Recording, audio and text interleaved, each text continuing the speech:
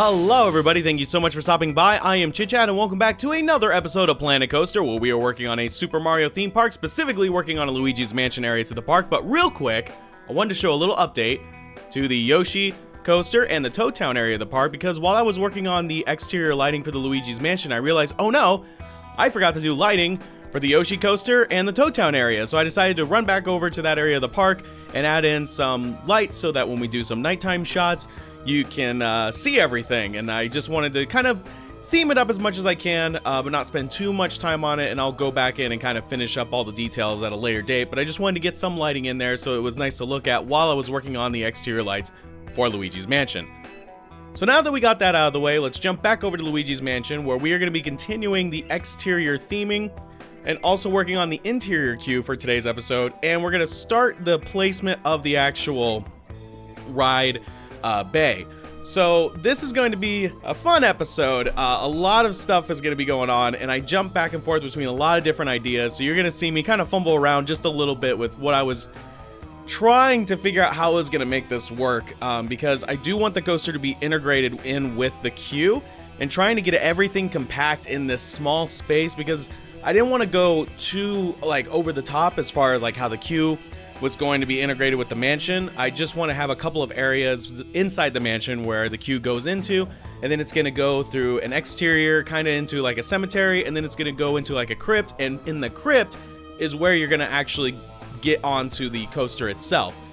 The reason for that being is that when the ride starts, I want it to act as if you are going into the mansion. So in order for that to kind of thematically make sense, we have to have the queue exit the mansion and then enter in the coaster, and then the coaster is going to re-enter the mansion, at least from, the rider's perspective. It's not going to literally re-enter the same way the queue did. I'm just saying that the mansion inside the actual dark ride portion of the actual ride. But like I said, I want the coaster to actually go through parts of the queue so that while you're actually in the queue waiting in line, you can see the coaster kind of moving through it. And the idea kind of came from Roger Rabbit. The Roger Rabbit ride over at Mickey's Toontown in Disneyland. When you're actually in the queue, you can see through different parts to the actual ride itself. So I just thought it'd be really fun to kind of integrate the ride in with the queue so that you could see it, while you were waiting.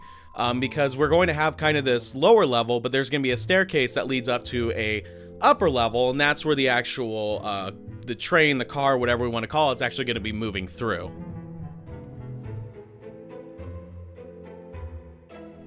So one of the ideas that I had was kind of laying down the texture for the wood paneling, but then as I was going through, and you'll see me change this up a couple of times, but I was going through, I actually end up lowering the wood paneling so that we can actually see the texture of the queue's path itself. And I couldn't find, and for whatever reason, I don't know why, I just could not find, I knew that there was wooden railings that came with the new Spooky Pack, but I just could not find them. So I was just like, okay, I want to get this kind of placed in so I kind of know what it's going to look like, and then I'll go back and try and find the wood railing later. Even though I was using the filters and stuff, sometimes I just cannot see things, even if it's obviously right there's the icon, I see it, I just, for whatever reason, my brain was just not seeing it. So I was just using the more Victorian, the white railing before I could find the wooden one, but eventually I'll also go back and change that, so you'll see me remove all the railing and then add in the kind of the older wood looking railing.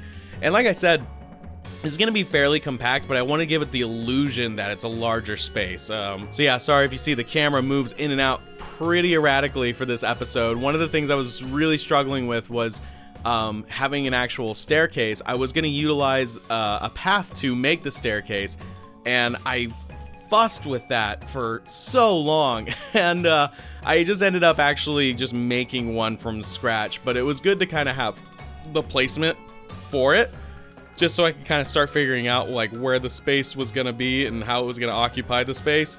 But I don't know, for whatever reason, I was just like, oh yeah, it would be easier to just use the actual stairs, and it was a nightmare. So I ended up just creating the stairs from scratch later in the build process, which also the day that this airs will be the day after Halloween. So I hope you all had an awesome Halloween.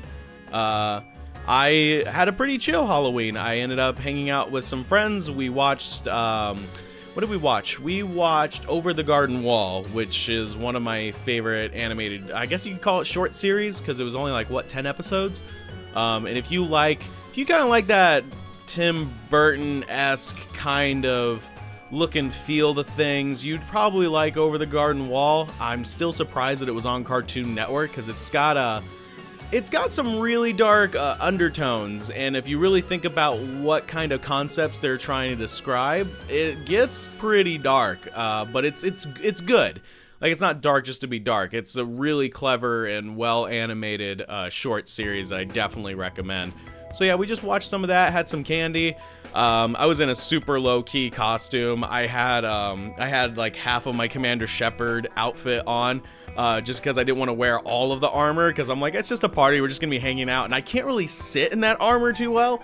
So I basically just had like the armor legs and some of the other armor pieces, and I used like my track jacket. I have like a N7 track jacket that I used with it. So I was kind of like on board the Normandy Commander Shepard, so I was kind of like low-key Commander Shepard, which was still fun.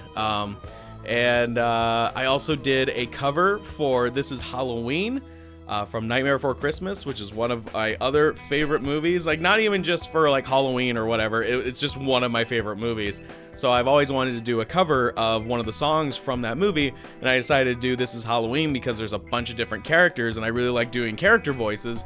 So I ended up doing a cover of that, and it was a lot of fun. It was a lot of work, but it was a lot of fun. So I'll link that at the end of this video if any of you want to check it out. If you're, watching this and you're in the spoopy theme of things and you want to watch something Nightmare Before Christmas related, which, we could definitely relate to what we're building right now, seeing as we're making a haunted Luigi's Mansion kind of ride. I really like the texture that comes with the new cue, this really cracked rock, and for whatever reason I was using that previously, but I change it later because I didn't want that to be in the interior, and then I use it for the exterior, but then I think I changed it to the like regular cobblestone. I wanted just a simple wooden interior for this part, and tried and utilize the grid for the cues so that everything's got those really nice angles to try and occupy as much space as possible, because I would imagine, like, if this was a real ride, people would probably be lined up for it. Like, it would probably be a pretty busy ride. And thinking about just how the queue works in like some of these other themed attractions, these dark ride attractions, how they're so compact yet they are able to occupy a large amount of people. You even think, like, I know I keep going back to the Haunted Mansion, but think about the Haunted Mansion and how old that attraction is, and it's still able to utilize its line and its queue structure pretty effectively. Like, more and more people get pushed to the exterior of the mansion, and they kind of load in the groups as there's only so many people you could probably put into that elevator part at a time, obviously. So a lot of people end up, being outside more than inside, which it depends on the day. It depends on how hot it is if you're stuck outside, but sometimes they even kind of like open it up. I think there's like a pet cemetery area that a lot of people don't get to see, and I can't remember like how you get to see that, if it's just part of the exterior line just kind of spills into that, or if there's another reason. I can't remember. I just know there's like a little bit of a pet cemetery thing going on over there. Well, thinking about themed queues, one of the ones I forgot to mention, which is just a phenomenal themed queue, is the Forbidden Journey, the Harry Potter ride over at Universal Studios. Now we've got one in California, but also the one in Florida, obviously, because that one came first. That friggin' queue is amazing. They use a lot of that transparent glass like projection, so that a lot of the characters from the films, they look like they're actually there because they're being projected onto like this glass pane, so you can see behind them, and it's really effective. It's super cool looking. But the one thing that I really don't like about it, and I don't know if they've changed that, I was there last year, at least the one in California, and it was very similar to how they did things over in Florida the last time I went. They kind of just rush you through that. I have no idea why they do that. It seems so silly to rush people through the coolest part of the line and then just make everyone wait outside the castle, where it's mostly either really hot if you're in California, or it's really muggy, soggy, just has a lot of humidity if you're in Florida. So I'm like, okay, so you make us wait like these crazy long lines outside because this ride is still freaking popular as heck, and then when we get into the part that's air conditioned, you just rush us through and we don't get to see half of the stuff. Like, most of the time you don't even get to see the full loop of whatever the film or the animation is that they're playing. So oftentimes you miss dialogue sequences that actually impact the narrative of the ride. So I just think that's kind of silly. I would think that you would want more of the line inside the building than outside the building, especially when there's important narrative plot points that need to happen inside the queue. So I don't know, I always found that really interesting.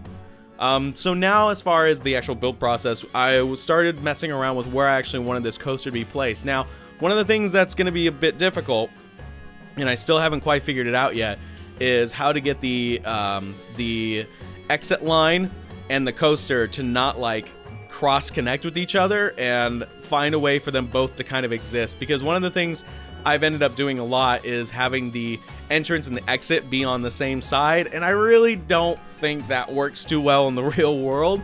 So what I'm trying to do is have the entrance on the right and the exit on the left. But the problem with having the exit on the left is now I need to figure out exactly how the coaster is going to be able to, or I know I keep calling it the coaster, the track ride, I don't know what else we'll call it. The track ride has to also exist kind of in that space, and right now we're underneath the mansion. So part of my idea, and again, this is all just loose thinking right now, I'm just placing things to kind of get a sense of where everything's going to be, what space they're going to occupy. So you're going to see me adjust kind of like the positioning of the mansion versus this crypt area, just so we can try and fit everything in as compact as possible. Because the show building itself that this coaster, this track ride is going to exist in, is going to be fairly large. Because we're basically going to be recreating the entrance to the mansion inside the themed area, the actual coaster area of the ride. So I don't want things to be like too outlandishly big, or else this project's just never gonna get finished. I'm just gonna be realistic as far as that's concerned. So the other thing too is, as I'm kind of like knocking things out, this is when I realized, I shouldn't be utilizing a real staircase from the actual path system. I should make my own. That way I can make it more compact. I can open up more of the space in this behind the crypt, and also underneath the actual mansion itself, so we get a little bit more space to work with. You'll also see that I start manipulating the track a little bit, because I wanted to start placing track in areas I knew I wanted the ride to go, and one of those areas is up on the second story. So that, again, what we talked about earlier, people are going to be able to see the ride as they're actually waiting in line. So you can see that the space that's just got a bunch of black panels, that's where it's going to be occupying. And now this is when I'm starting to realize, I need to condense this even more. So we start adding in walls, we start removing walls. We're basically condensing the mansion down a little bit further. But it still kind of has the same sense of scale. But one of the things that's also going to help out is theming elements. I'm going to be able to compact in the theming elements a bit more and make it seem a bit more grand than it was, because having some of the really blank spaces that I had, and I was trying to use things like overgrowth, like plants were kind of taking over the mansion, I wasn't really a fan of that. So this is going to allow for a bit more space to really work with, like, not in terms of having more space, I'm sorry, I should have been more specific, not in terms of having more space, but having more detailed space, having more meaningful space, I think is what I should say, and not just having like a big open area. Because you think a lot of the themed queues, at least the ones that I've been referencing, they're not exactly huge spaces that you're existing in. Like there's some, like in the Indiana Jones queue, they have really high ceilings, but the rooms themselves aren't terribly big.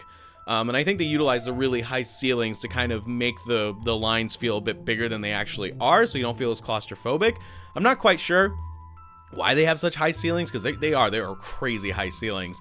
And that queue in general, gosh darn, it's so like twisty and windy, and for the time that it was made, I just figured it would be a bit more accessible, I think is the word I want to use, because you have to go upstairs, downstairs, down hallways, down more hallways, through a cave, and all this stuff. And it's a really cool queue, but it just gets a little crazy, especially if like I can't imagine if you were like in a wheelchair and you had to go through that thing. I think they have an elevator that you can use, but man, that would be such a pain in the butt to like wheel yourself through that entire line. So again, just multiple reasons why I try to want to condense this down as much as possible, so that for the next episode we can start working on the actual track ride itself, because that brings us to the end of this episode. So I will see you again this Friday for another episode of Planet Coaster. Thank you so much for watching. I super appreciate it. And a big thank you to my Patreon supporters. We actually got a new patron this month, so thank you all. You're super awesome. If you want to help out the channel, consider checking out the Patreon. If you want to see more content like this, feel free to check out that video to the top right. And if you want to check out that Night Before Christmas cover I did, check out the video at the bottom right. Thank you so much for watching, and as always, I will chat with you later.